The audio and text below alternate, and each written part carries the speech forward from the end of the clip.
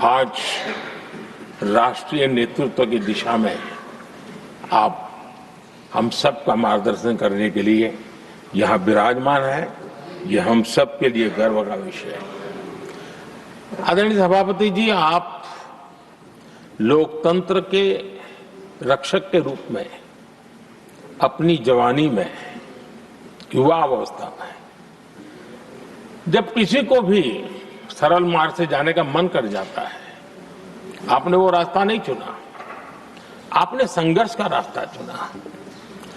लोकतंत्र पर आए हुए संकट के सामने मुकाबला करने का रास्ता चुना और आपने आपातकाल में एक लोकतंत्र के सिपाही की तरह जिस प्रकार से लड़ाई लड़ी,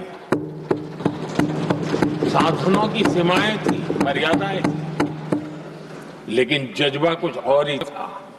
और वह उस क्षेत्र के सभी उस सब पीढ़ी के नौजवान आज भी इमरजेंसी के खिलाफ की आपकी जो लड़ाई थी, लोकतंत्र के लिए आपका संघर्ष था, उसमें आपने जन जागृति के जो विविध कार्यक्रमों को अपनाया था, लोगों को जिस प्रकार से आप प्रेरित करते थे, वे हमेशा हमेशा के लिए लोकतंत्र प्रेमियों के लिए एक प्रेरणा देने वाली घटना रही।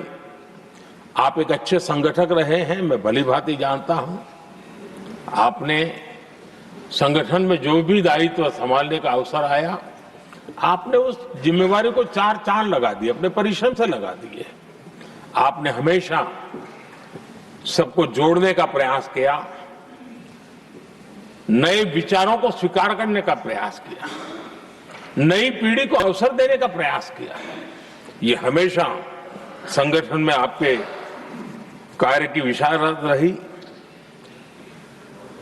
कोयम्बतूर की जनता ने आपको सांसद के रूप में यहां सेवा करने के लिए भेजा और तब भी आपने सदन में रहते हुए हमेशा उस क्षेत्र के विकास के लिए अपनी बातों को बड़ी प्रमुखता से लोगों के सामने रखा, सदन के सामने रखा।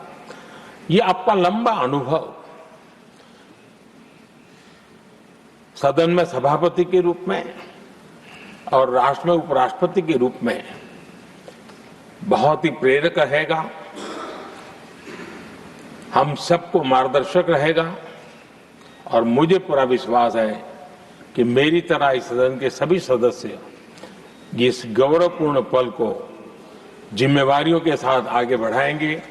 इसी भावना के साथ मेरी तरफ से, सदन की तरफ से आपको बहुत बहुत शुभकामनाएं देता हूं।